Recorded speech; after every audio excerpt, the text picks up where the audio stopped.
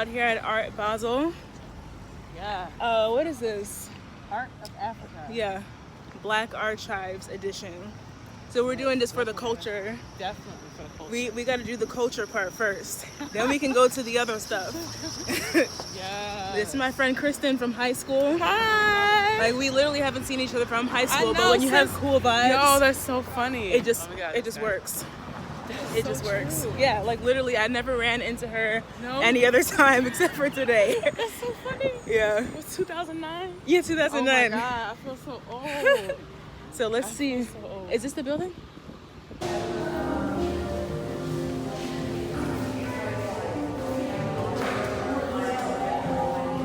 Oh, this is cool. Wynwood.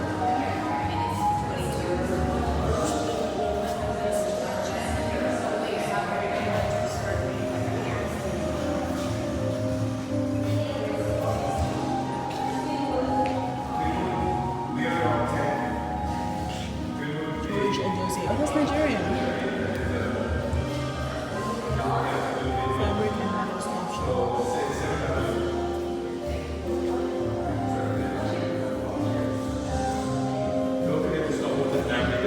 Oh, all of hers?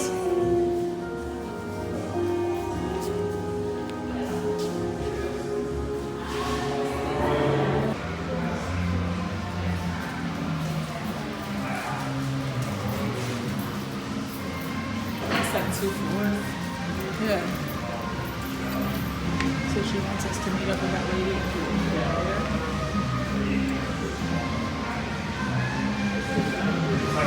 How do you get upstairs? Upstairs, yeah, there's an elevator over there.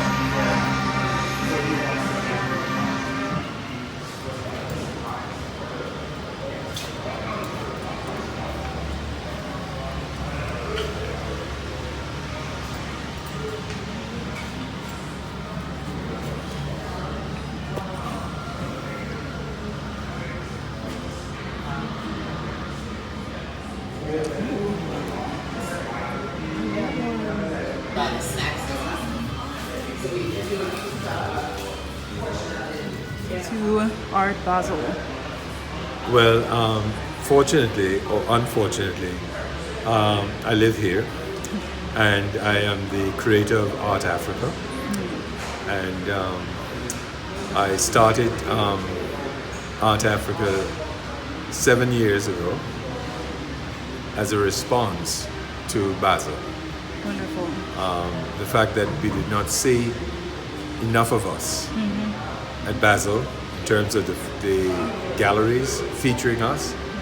I thought it was necessary for us to create our own, and to create it in a historic space. And that historic space was Overtown, which is a historic space for all of Dade County. It's one of the premier space for Black spirit, a Black entrepreneur, a Black soul.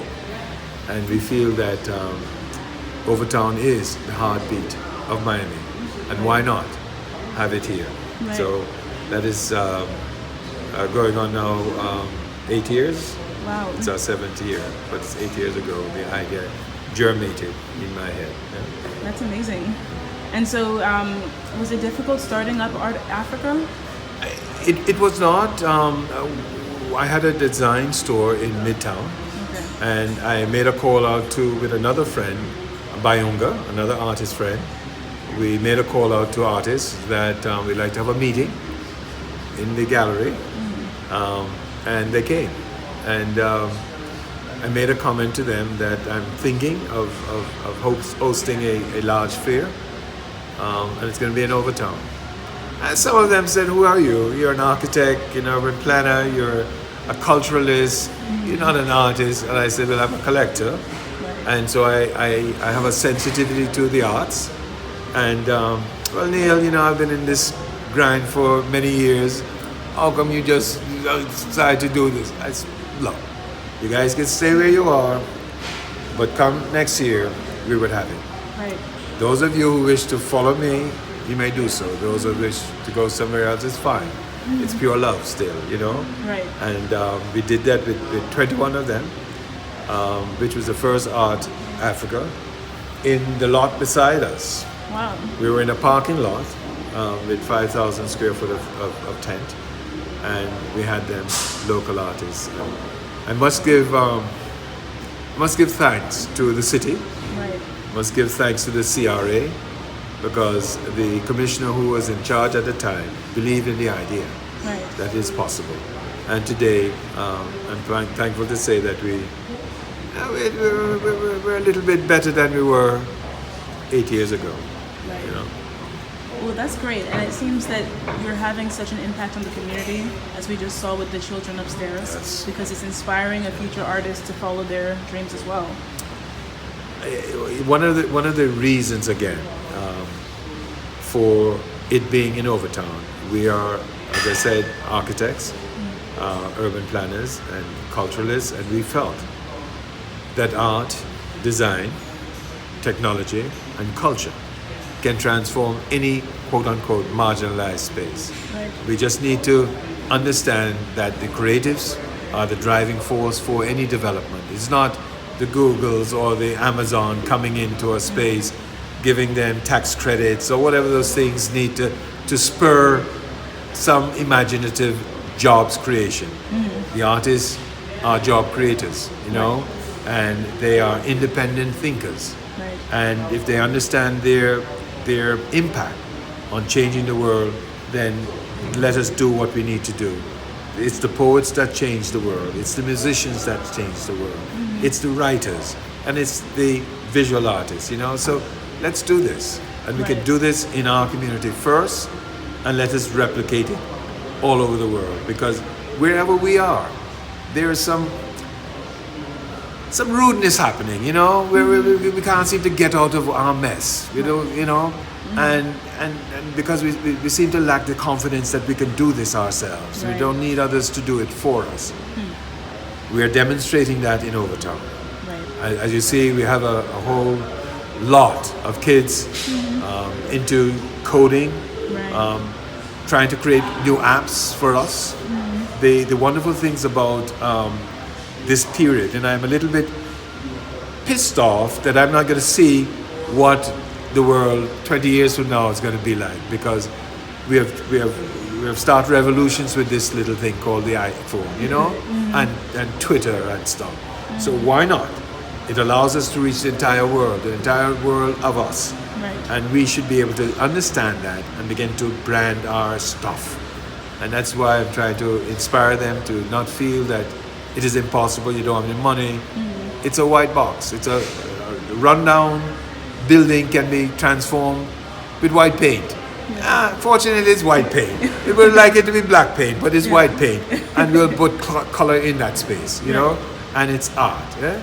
And so you just have to make the call, and all the artists will come. The hip hop, the poets, the musician, etc.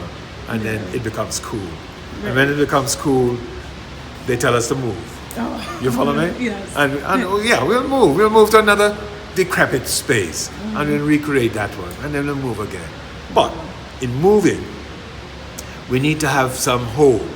And what we are looking to do here is to make sure that we designate a building, designate a land that is dedicated to the artist. Right. So that there's no movement after your value has gone up that we have to be kicked out. This is our space. It becomes an incubator for other aspiring artists to travel wherever we need to travel. Right. I know I run my mouth a lot, but it's necessary sometimes. No, it's a conversation that needs to be had. And now I know this takes place on an annual basis, That's but correct. are there also after-school activities for the students catered towards the arts or technology? Yes, as a matter of fact, right beside this building, Right.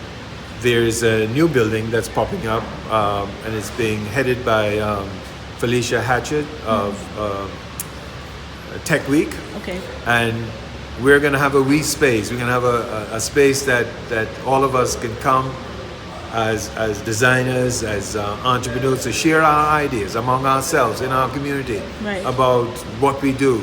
And so that exchange of ideas, exchange of business card to do business with us start to happen in our neighborhood. And one of the things that that with us. We like to copy ourselves. You think you're a great basketball player, well, I think I'm better than you, and I'll show you. I'll put my ball behind my head and whatever. You're a good rapper, I think I'm better than you. So we're saying that we're going to create this space, and whether or not you're creating apps that do some wonderful things, there's going to be another genius behind you saying that I can do something even better. Right. And that's what is a spur, this blackness that we feel just need to be unleashed. Right. And it's going to be unleashed in 2018 in a big way. Oh, right. In a big way. All right? That's exciting to hear. Fair And enough. so can you tell me a little bit about your artwork? Well, this building here, I am the creator of the space. Right. And so what we do is each year we make the call. An artist says, whenever you need me, Neil, I'll be here. Right. We go through the process of elimination with a curator that makes sure that the work is at the quality that we deserve, because we believe very strongly that excellence trumps race. Right. So as long as we do things well, people will come, people will appreciate, because goodness is goodness is goodness. Right. Better is better is better, Yes. And so that is our motto. So this curator is a talent. He's an intellectual, and he talks about us as our history, and making sure that those of us who are participating have gone to school, have read about what is about art and its impact on our society, and then translate that into these things. So this year we develop a diaspora gallery, which is the one we are sitting in. Yes. And then across the street we decide to open up an African pavilion, which some masters are there, and we are hoping that one can see where one needs to be in order to be where one wants, Yes. So that's the trip right now. This building was an old building that was once the space in which Cassius Clay changed his name to Muhammad Ali after he beat Sonny Liston on the beach. Wow. So it has some significance for us, because this is also the place that the Count Basie's, the Ella Fitzgerald, the Nat King Coles couldn't stay on the beach. Wow. Had to come home, and this was home. Yes. This is where they jammed, and when you jam with your family, there's no time limit, there's no last call, you're always here. So it's a significant place for us, and we're just happy that we're here to help transform it again to the Harlem of the Soul. Yeah. Minus the gentrification, Right. Yeah, it's kind of a renaissance of sorts. Enough said. The Renaissance of soul. Yeah. Well, I've been really enjoying the diversity here. I mean, there's so many colors, Yes. so many expressions of art and messages, both of past and present. That's correct. So it's really wonderful to see all of this in the midst of the political climate that we're in right now. I for real. Well, I am just happy that you saw it fit to even interview me, because it's an honor, and it's about how do you get the word out, and what better word being put out by your organization. You follow me? Yes. So I'm big up to you. Oh, thank you so much, sir. And keep doing what you're doing. We want to get the word out, and we want as many people as possible to participate, because it's a community effort, and it can only change the community for the better. But that is it. We want this community to realize what better looks like. Right. You follow me? Yes. And when you start to think what better looks like, you strive for that. It's sometimes you get beat down for a while. You get beat down. It's a constant grind.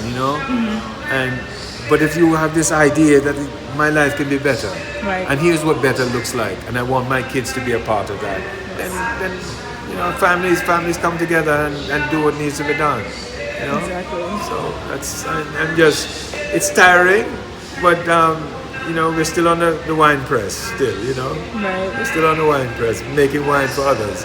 We need to start drinking it, Amen to that. Very well. Well, Mr. Neil, it's a pleasure. And thank you for taking the time to do the interview with us. Well, And I appreciate you. oh, thank you. And I definitely look forward to coming back next year to Art Africa. I mean, you know what we want to do? What's it, the Swiss Biz in Midtown. Another black space in wherever, the beach. Yes.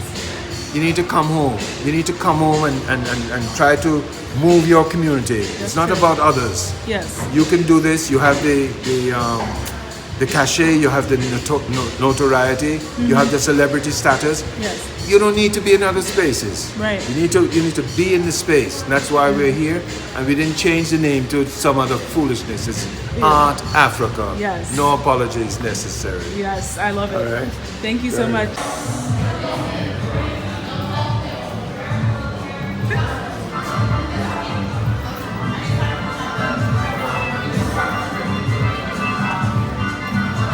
That was great. Really good.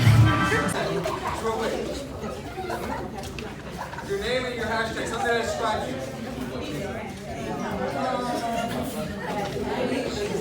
When I say hey, you say oh, hey, oh, hey. Oh. We got somebody talking, let's go.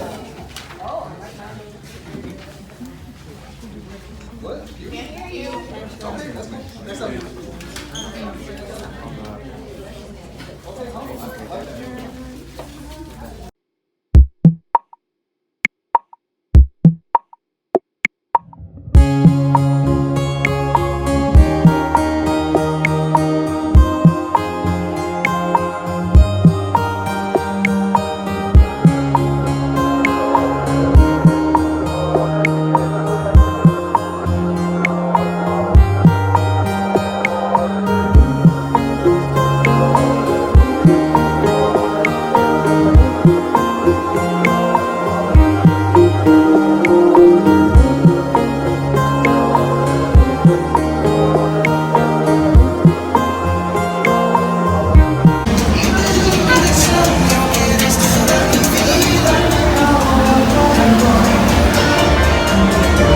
This is a fun place to go to.